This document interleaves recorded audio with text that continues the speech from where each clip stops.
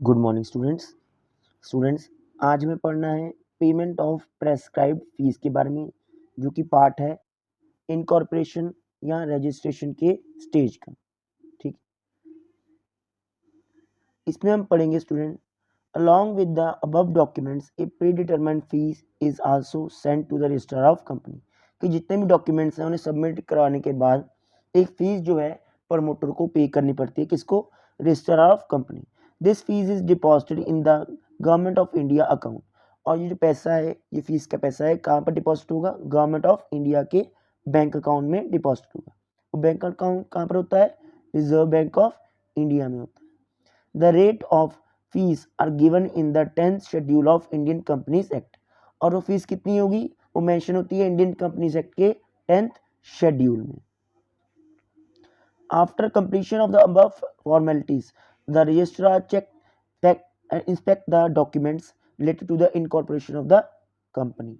कि सारी फॉर्मेलिटीज का पूरा होने के बाद जो रजिस्ट्रार होता है ना, वो क्या करता है? सभी डॉक्यूमेंट्स को चेक करेगा, उनकी स्क्रूटनी करेगा कि वो जेन्युइन है या नहीं है। ठीक, उसके बाद if he satisfied with the completion of all the legal formalities, अगर उसे सभी लीगल फॉर्मेलिटीज फुलफिल लगती हैं तो वो क्या करेगा? Then under companies act 2013 a certificate of incorporation and a CIN number is issued to the company. कि जब उसे सभी चीज़ें जेन्युइन लगती हैं, सभी डॉक्यूमेंट जेन्युइन लगते हैं, तब वो एक सर्टिफिकेट ऑफ इनकॉर्पोरेशन जो होता है वो किसे प्रोवाइड करेगा? कंपनी को प्रोवाइड करेगा। उसके साथ साथ एक CIN नंबर होता है, कॉर्पोरेट आइडेंटिटी नंबर, वो भी उस कंपनी को प्रोवाइड करेगा under companies act 2013। Effects of incorporation के रजिस्टर करवाने से हमें क्या क्या एक फायदे हो सकते हैं एक प्रमोटर को। Effects of incorporations are follows. Company become a incorporated entity. Company क्या बन जाती है? एक रजिस्टर्ड एंटिटी बन जाती है, एक रजिस्टर्ड संस्था बन जाती है। कंपनी जो होती है उसको एक सेपरेट लीगल एंटिटी मिल जाती है, एक अलग पहचान मिल जाती है अपने प्रमोटर्स या ओनर्स के अलावा। सेकेंड है certificate of incorporation can be presented in court as a proof of existence of the company. कि कोर्ट में भी इस सर्टिफिकेट को एक प्रूफ के तौर पर हम पेश कर सकते हैं। कभी कोई भी लीगल केस हो, ठीक है, कोई भी ऐसी लीगल कॉम्प्लेक्सिटीज हो, उस टाइम पर इस सर्टिफिकेट को एक प्रूफ के तौर पर कोर्ट में प्रेजेंट किया जा सकता है कि ये कंपनी जो है एक एग्जिस्टेंट कंपनी है। ठीक है। थर्ड पॉइंट है कंपनी बिकम है आर्टिफिशियल पर्सन। कंपनी क्या बन जाती है? एक आर्टिफिशियल पर्सन बन जाती है क्रिएटेड बाय लॉ। कि जो भी एक नॉर्मल ह्यूमन बीइंग के राइट होते हैं, वैसे ही राइट्स जो होते हैं एक कंपनी को भी मिल जाते हैं। जैसे कि वो अपने यहाँ पर अपने नाम पर कोई प्रॉपर्टी परचेज कर सकती है, किसी भी पार्टी को कोर्ट में केस कर सकती है उसके अगेंस्ट, या फिर कोई भी कॉन्ट्रैक्ट पर अपने नाम के बिहाफ पर उस कॉन्ट्रैक्ट में पार्टिसिपेट कर सकती है। फोर्थ पॉइंट है identity of company become permanent. कि कंपनी की आइडेंटिटी जो होती है, पहचान जो होती है, वो परमानेंट बन जाती है जब तक उस कंपनी को डिसॉल्व नहीं कर दी जाता। फिफ्थ पॉइंट है एक private company can start it's business just after receiving the certificate of incorporation. कि एक प्राइवेट कंपनी जो है जिसका शेयर कैपिटल नहीं होता, वो सीधा सर्टिफिकेट मिलने के बाद, सर्टिफिकेट ऑफ इनकॉर्पोरेशन मिलने के बाद अपना बिजनेस जो है स्टार्ट कर सकती है। इसके बाद रजिस्ट्रेशन में फोर्थ पॉइंट है कैपिटल सब्सक्रिप्शन। ए प्राइवेट कंपनी और अ public company with which does not have share capital can commence its business just after getting incorporated। कि एक जो प्राइवेट कंपनी है या पब्लिक कंपनी है जिनके शेयर कैपिटल नहीं होते, ठीक, जिनके शेयर कैपिटल नहीं होते, यानी कि जो पब्लिक से पैसा नहीं लेती है या पब्लिक को अपने शेयर्स नहीं बेचती है, कंपनी की हिस्सेदारी नहीं बेचती है, वो इनकॉर्पोरेशन का सर्टिफिकेट मिलने के बाद अपना बिजनेस जो है स्टार्ट कर सकती है, सभी अपनी बिजनेस की एक्टिविटीज को स्टार्ट कर सकती है। Hence capital subscription stage and commencement of business stage applies only to public companies with share capital. तो ये कैपिटल सब्सक्रिप्शन जो स्टेज है और कमेंसमेंट ऑफ बिजनेस की जो स्टेज है वो किस पर लागू होगी? वो सिर्फ public company with share capital की जैसी जो कंपनीज हैं उन्हीं पर लागू होती है। वो पब्लिक कंपनी जो कि जनरल पब्लिक को अपने कंपनी की हिस्सेदारी बेचती हैं और उसके बदले में उनसे पैसा लेती हैं, उन्हीं पर ये दोनों स्टेजेस लागू होगी। Under capital subscription stage a promoter has to perform the following activities to collect the required capital. कि इस कैपिटल सब्सक्रिप्शन जो स्टेज होती है वहाँ पर प्रमोटर को, जो कंपनी का प्रमोटर होता है, उसे कुछ और जिम्मेदारियां जो हैं, एक्टिविटीज जो हैं, उनको फुलफिल करना होता है सारे कैपिटल को कलेक्ट करने के लिए। The company issue prospectus to the general public. जो कंपनी होती है, कंपनी विद शेयर कैपिटल, वो क्या करती है, जनरल पब्लिक को एक प्रोस्पेक्टस जो है इशू करती है। प्रोस्पेक्टस कंपनी के बारे में सारी इंफॉर्मेशन होगी, ठीक है, उनके directors, MOA, article association, company का ऑब्जेक्टिव क्या है, कंपनी में टोटल जो कैपिटल है वो कितना इन्वेस्ट किया गया है, सारा उस प्रोस्पेक्टस पर लिखा होता है। तो उस प्रोस्पेक्टस को एक जनरल पब्लिक के लिए इशू किया जाता है। One copy of this prospectus is send to the registrar, और उसकी एक कॉपी जो होती है वो रजिस्ट्रार को भी सेंड की जाती है। The banker receives the application for shares. फिर उसके बाद जो बैंक होता है, ठीक है, जो कंपनी के साथ जुड़ा हुआ बैंक है, वो एक एप्लीकेशन रिसीव करता है शेयर से related. If the company receives minimum subscription, the minimum amount which has been given in the prospectus receivable from the sale of share, then the director pass the proposal of allotment। कि prospectus issue होने के बाद अगर company को minimum subscription जो है वो मिल जाती है, यानी कि उसके जो एक लिमिटेड नंबर ऑफ शेयर्स जो है वो बिक जाते हैं, लोग उसको परचेज करते हैं, उसमें इंटरेस्ट दिखाते हैं, तब जो डायरेक्टर होता है वो क्या करता है, वो प्रपोजल जो है पास करता है। प्रपोजल किसका, proposal of allotment of shares. उसके बाद allotment letter is sent to the applicant. A return of allotment is sent to the registrar if the company is not able to receive the minimum subscription money within 30 days of issuing the prospectus। कि अगर तो जो shares हैं company के, वो एक certain limit तक जो है उसको परचेज कर लिया है जनरल पब्लिक ने, तब तो ठीक है, कंपनी आगे अपनी फर्दर एक्टिविटी को परफॉर्म कर सकती है। लेकिन अगर वो मिनिमम सब्सक्रिप्शन को अचीव नहीं कर पाती, तो जितने भी शेयर्स जो हैं वो लोगों ने खरीदे हैं, ठीक है, उनके सारा जो पैसा है वो कंपनी को वापस करना पड़ जाएगा, ठीक है, with in 30 days. When a public company invites the general public to purchase a share of company, it cannot allow the share till the time it receive the minimum subscription. जब एक public company क्या करती है, general public को invite करती है अपने company के शेयर्स को परचेज करने के लिए, it cannot allow the shares till the time it receive the minimum subscription.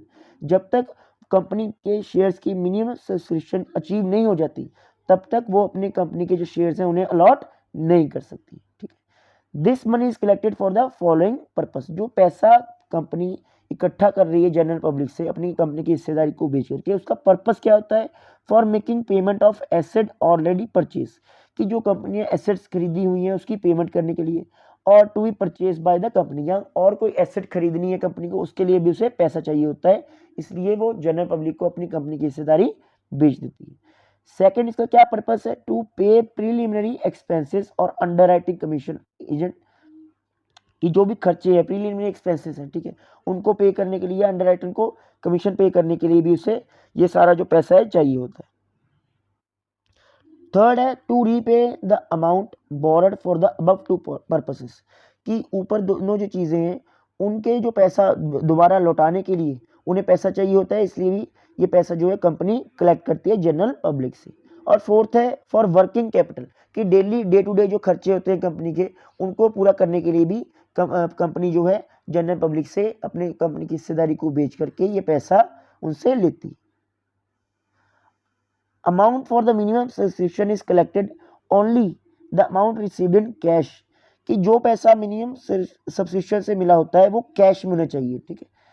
The amount payable in any other form expect cash is not considered, कि मिनिमम सब्सक्रिप्शन में जो पैसा कैश फॉर्म में मिलता है उसी को कंसिडर किया जाएगा, इसके अलावा और किसी भी फॉर्म में जो पैसा मिला है उसे कंसिडर नहीं किया जाता। If any company with a share capital is not issuing the prospectus, then company must send a statement, कि जो कंपनी प्रोस्पेक्टस इशू नहीं करती है उसे एक स्टेटमेंट जो है सेंड करनी पड़ती है, किसको, रजिस्ट्रार को, ठीक है, with in at least in 3 days in advance prior to the first allotment of shares और डिवेंचर्स।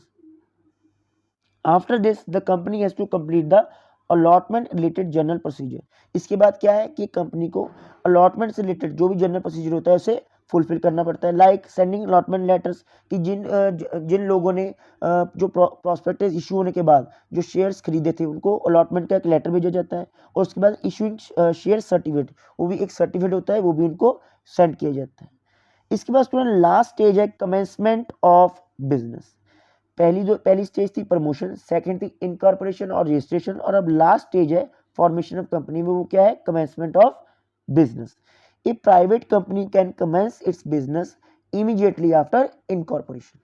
कि एक प्राइवेट कंपनी जो होती है वो अपना बिजनेस तभी स्टार्ट कर लेगी जब उसके पास रजिस्ट्रेशन का सर्टिफिकेट है, जहाँ फिर वो रजिस्टर हो जाती है। But a public company can not commence its business until it obtain a certificate of commencement of business. जब तक एक पब्लिक कंपनी को ये सर्टिफिकेट नहीं मिल जाता कमेंसमेंट ऑफ बिजनेस का, तब तक वो कंपनी अपना बिजनेस स्टार्ट नहीं कर सकती। A public company has to comply with the provision of section 11 of companies act. एक पब्लिक कंपनी को कंपनीज एक्ट के सेक्शन 11 की जो भी कंडीशंस है उन्हें फुलफिल करना पड़ता है to obtain a certificate of commencement of business. उसके बाद जाकर के ही उन कंडीशंस को फॉलो करके ही एक बिजनेस यूनिट को क्या क्या परमिशन मिलती है कि वो अपना बिजनेस स्टार्ट कर सके और उसे एक सर्टिफिकेट मिलेगा। फर्स्ट केस है in case of company issuing the prospectus, कि अगर एक कंपनी जो है प्रोस्पेक्टस इशू कर रही है, a public company having share capital and which invite the public to subscribe to its shares and debentures can not start any of its business until it satisfy the following conditions. कि जो भी public company है जिसका share capital होता है और वो general public को अपनी कंपनी की हिस्सेदारी बेचती है, ठीक है, चाहे शेयर्स में बेचे या डिबेंचर्स में बेचे, वो तब तक अपना बिजनेस जो है स्टार्ट नहीं कर सकती जब तक वो कुछ कंडीशंस को फॉलो नहीं करती या उन्हें फुलफिल नहीं करती। A company must receive the amount of minimum subscription within the 30 days from the date of issue of prospectus। मान लो कि जैसे एक कंपनी ने 1 जनवरी को अपना प्रोस्पेक्टस इशू किया था, तो 1 जनवरी से लेकर के 30 जनवरी तक, ठीक है, उसके जो मिनिमम सब्सक्रिप्शन की थ्रेशोल्ड लिमिट है उसे पूरा होना होगा। अगर वो 30 दिन के अंदर मिनिमम सब्सक्रिप्शन जो वो अचीव नहीं कर पाती, तो जितना भी पैसा उनको मिला है बाकी सभी जनरल पब्लिक से, उसे वो पैसा वापस करना होगा। Every director of company has to pay to it value of each of the share taken or contracted to be taken by him for which he is liable to pay in cash। कि सभी directors को क्या है कि अगर उन्होंने shares खरीदे हुए हैं, ठीक है, या किसी कॉन्ट्रैक्ट में गए हुए हैं, तो उनको भी क्या है पैसा पे करना हुआ कैश फॉर्म में। The same proportion as it received on application and allotment from the share holders. और जिस तरह से शेयर होल्डर्स को पैसा पे करना पड़ता है, वैसे डायरेक्टर्स को भी, कंपनी जो डायरेक्टर होते हैं उनको भी पैसा पे करना पड़ता है। थर्ड है इसमें condition, there has been filed with the registrar a duly verified declaration by one of the directors or secretary that the condition 1 and 2 has been complied with। कि थर्ड कंडीशन में क्या है कि कंपनी के director को क्या करना पड़ता है या सेक्रेटरी को क्या करना पड़ता है कि रजिस्ट्रार को एक वेरिफिकेशन या का डिक्लेरेशन भेजना पड़ता है कि दोनों पहली जो कंडीशंस थी वो पूरी तरह से फुलफिल कर ली गई है। सेकंड है in case of company not issuing the prospectus. क्या फर्स्ट केस क्या था कि कोई कंपनी अपना प्रोस्पेक्टस इशू कर रही है, सेकंड कि कोई कंपनी अपना प्रोस्पेक्टस इशू नहीं करती। इनकी क्या क्या कंडीशंस है? ए statement in place of prospectus, कि प्रोस्पेक्टस की जगह पर एक कंपनी अपनी स्टेटमेंट इशू करती है, जो कहाँ पर प्रेजेंट करनी है, उन्हें रजिस्ट्रार के ऑफिस में प्रेजेंट करनी होती है। Second condition, every director of the company has to pay to its share taken और कॉन्ट्रैक्टेड। सेकंड इसमें कंडीशन क्या है? Every director of the company has to pay to it for the share taken और contracted to be taken by him for which he is liable to pay in cash. Same जैसे हमने पहले point पढ़ा है कि अगर किसी director के पास कोई शेयर होगा, ठीक है, उसने कोई कॉन्ट्रैक्ट किया होगा, तो उसको भी क्या है पैसे पे करने पड़ते हैं कैश फॉर्म में। थर्ड कंडीशन क्या है? थर्ड कंडीशन फिर दोबारा वही कि there has been filed a declaration with the registrar by the director और सेक्रेटरी। कि डायरेक्टर, कंपनी का डायरेक्टर होता है या सेक्रेटरी होता है, उसको क्या करनी पड़ती है, एक वेरिफिकेशन ऑफ डिक्लेरेशन जो है रजिस्ट्रार को भेजनी पड़ती है कि फर्स्ट और सेकंड कंडीशन जो है वो पूरी तरह से फुलफिल कर ली गई है। After fulfilling all the formalities the registrar will issue A certificate of commencement of business. सारी फॉर्मेलिटीज फुलफिल करने के बाद जो रजिस्ट्रार होता है वो क्या करता है, एक certificate of commencement of business issue करता है प्रमोटर को। Such a certificate is conclusive evidence that company is entitled to commence its business. ये क्या होता है, एक प्रूफ होता है, एविडेंस होता है, सबूत होता है कि कंपनी क्या है अब लीगली अपना बिजनेस जो है स्टार्ट कर सकती है। ये एक स्पेसिमेन है इसका, इसको आप देख सकते हो, certificate of commencement of business. इसमें क्या होती है, सील होती है रजिस्ट्रार की, ठीक है, यहाँ पर सिग्नेचर होंगे और उसके साथ साथ कंपनी का नाम होगा और यहाँ पर कंपनी का जो एक्ट है वो भी मेंशन होता है। तो आज हमने पढ़ा है कि जो फॉर्मेशन ऑफ कंपनी के स्टेजेस, इसके साथ हमारे जो टॉपिक है ये कंप्लीट हो गया है। कल हम एक और नेक्स्ट टॉपिक पढ़ेंगे। आप इस वीडियो को पूरा देखना और जो भी आपकी अटेंडेंस है वो आप रेगुलरली आप क्लास को अटेंड किया करो और अपनी अटेंडेंस जो है वो आप मुझे स्क्रीनशॉट भेज करके ग्रुप में या मेरे पर्सनल नंबर पर वो आप मुझे सेंड कर सकते हो। ठीक है, थैंक यू सो मच।